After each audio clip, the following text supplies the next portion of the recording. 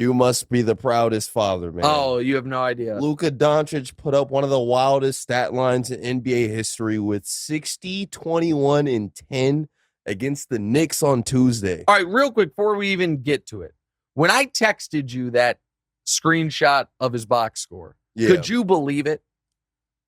No, it's, that was wild. I think especially seeing the missed free throw buzzer, well, not buzzer beater, but it kind of was shot. A buzzer beater. Yeah. So we'll get into that right now. Go ahead. You said that this game needs to be talked about in the same vein as Wilt's 100-point game and Kobe's 81-point game. I'm sure we're going to show a tweet. Yeah. But yeah, there we go. Greatest regular season performances in NBA history alongside Wilt's 100 and Kobe's 81. Go ahead. What's the question? In what world is this even close to those? Well, it's better than Kobe's. Yeah, because he didn't have 20 rebounds. Or 10 assists. Okay, so here's my argument. Were either of those games in a loss? Kobe's 81-point game? No, but this wasn't a loss either. No, I know. No, I was saying. No, they weren't in a loss. So I think the best regular season performances ever are in this order. Wilt's 100, what Luka did 2 days ago, Kobe's 81-point game. LeBron's. No. Oh. Jordan. Jordan had 69, 18, and 6 in an overtime win against the Cavs in 1990, a game that gets forgotten. But by Basketball Reference game score, that's actually the best game ever by their game score metric. So here's why Kobe's 81-point game is more iconic. This was harder. And it was harder for a number of reasons. First of all, let me ask you this, DeMonte. Do you think in the next decade someone else will score 80? Because I do. Okay. We saw Devin Booker score 70. Right. We saw Klay Thompson score 60 without playing the fourth quarter. We have seen James Harden score 60 without playing the fourth quarter. We saw Kyrie score 60 while barely playing in the fourth quarter. We also saw Kobe before the 81-point game score 62 against the Mavs without playing the fourth quarter. Meaning, we have seen guys come within the realm of an 80-point game if that's what they were gunning for, right? Okay. The 60-20-10, no one has ever approached it, including Wilt.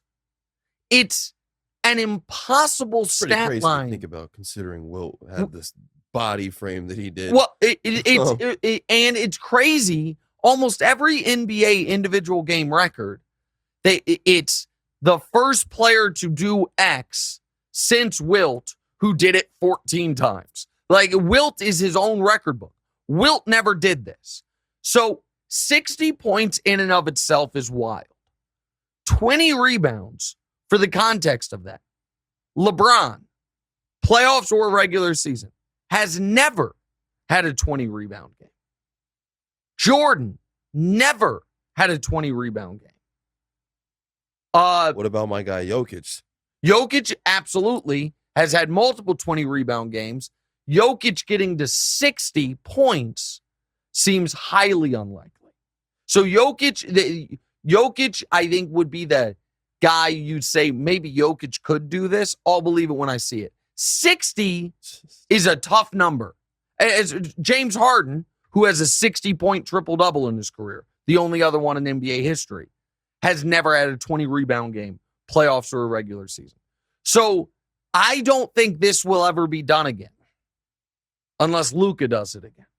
So that's first of all. Second of all, they were down 9 with 30 seconds left. They won the game. Play-by-play data goes back at least 20 years. In the last 20 years, prior to this game, 13,884 teams had been down 9 or more, I guess, 9 with 30 seconds left. How many of those 13,884 do you think won the game? 1 or 0 or 0. Okay. So it was an unprecedented comeback.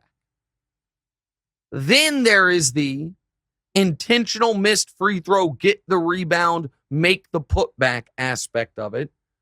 Incredibly hard to execute. And then the victory in overtime. All of that, and he did it on 68% shooting. Right. All of that, to me, makes it more impressive than Kobe's 81. It is not, again, there's a difference between what is more iconic and what is more impressive. What is more, as far as when NBA fans think of, and Kobe's a more iconic player. Yeah. And Kobe was on such a historic scoring run that season that it culminating in the 80-point game is unbelievable. This was harder. And this was, by definition, more unprecedented. I know we're splitting hairs here, but scoring 81 in a basketball game had been done before. One time by Wilt. A 60-20-10 had never been done before. So for all those reasons, I think Kobe's 81-point game gets dropped third. Is third. And Luka just had the greatest game in the regular season that was ever televised. Because Wilt's game famously was not on. We got a lot of fans in here that disagree with that. A lot. Okay. Well, here's the thing. It's not that much that disagrees.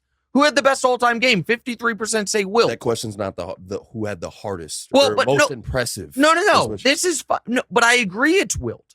I have Wilt at number one. Yeah. Copy. So 27% say Kobe, 19% say Luka. So more people disagree with me than agree with me, but it's not right. It's not a rout. Yeah. And I listen, Wilt's 100-point game stands on its own. It's 100 points. It's 100 points. We got any video footage of it?